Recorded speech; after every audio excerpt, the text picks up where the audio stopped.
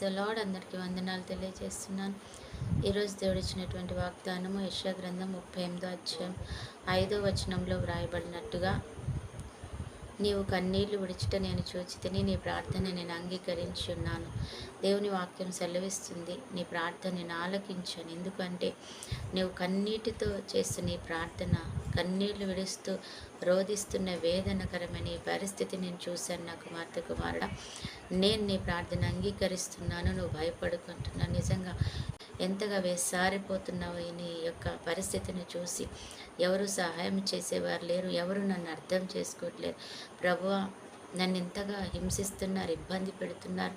మరి ఈ వేదనలో మరి నేను చెప్పుకోవడానికంటూ ఎవరు లేరన్న పరిస్థితిని అనుభవిస్తూ ఉన్నావు.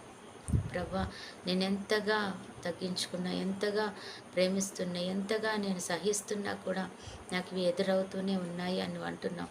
కానీ దేవుడు అంటున్నాడు, ఆయన నేను అంగీకరిస్తున్నాను, నేను వింటున్నాను, నీ వెంటే నేనున్నాను, నీకు సహాయం చేస్తాను, నీ కన్నీళ్ళు విడుచుట ఇక నువ్వు చెయ్యవు, నీ ప్రార్థన నేను ఆలకించాను అంటున్నాను. కాబట్టి ఆ యొక్క కన్నీటిని బట్టి నీకు దుఃఖం నాట్యంగా మార్చబడబోతుంది అని దేవుని వాగ్దానం. నీ దుఃఖ దినములు సమాప్తమనేవి అని దేవుని వాగ్దానం సెలవిస్తూ నేను బలపరుస్తున్నాడు అనమాట. అటు కృపలో దేవుడు నన్ను నడిపించునుగాక. ఆమేన్. ప్రార్థన. పరిశుద్ధుడు అయిన దేవా, ప్రేమ కలిగిన తండ్రి యేసయ్యా, నీకు వందనాలు.